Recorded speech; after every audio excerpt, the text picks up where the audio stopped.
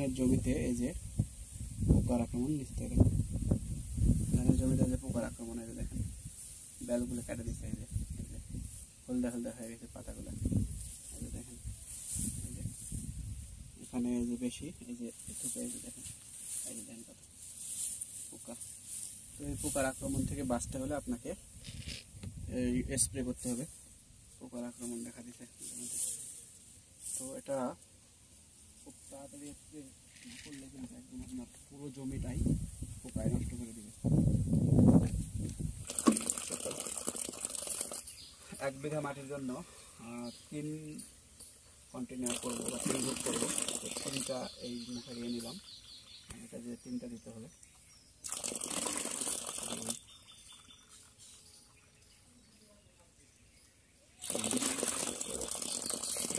ওষুধটা মিশিয়ে নেব।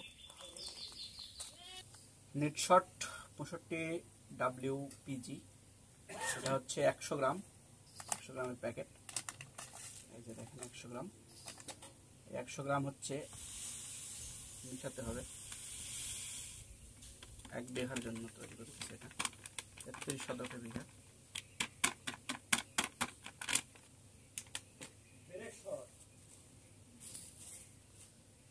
এর সাথে এই যে দেখতে পাচ্ছেন সিডর, এটা দিতে হবে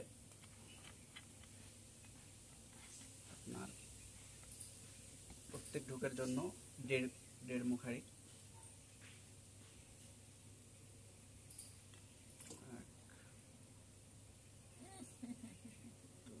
ভালোভাবে মিশাতে হবে।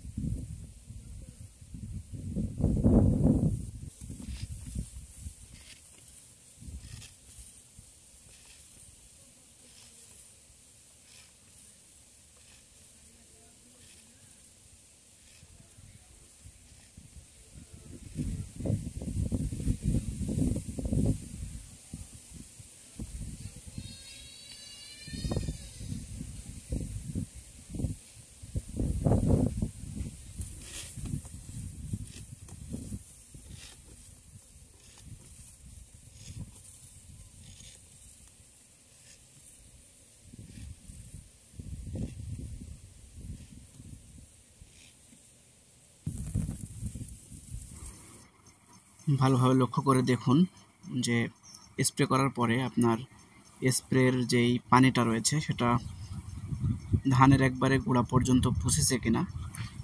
যদি গোড়া পর্যন্ত না পৌঁছে তাহলে ভালোভাবে দেখে দেখে স্প্রে করুন, কারণ এই পোকার আক্রমণটা কিন্তু গোড়া থেকে হয়ে থাকে। বেলকাঠি পোকার যে বসবাস সেটা কিন্তু এই ধানের গোড়াতেই হয়ে থাকে।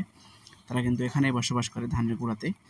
তাই আপনাকে যথেষ্ট পরিমাণে দেখে শুনে স্প্রে করতে হবে, তাহলে কিন্তু পোকার আক্রমণটা অনেকাংশে কমে যাবে আশা করা যায়।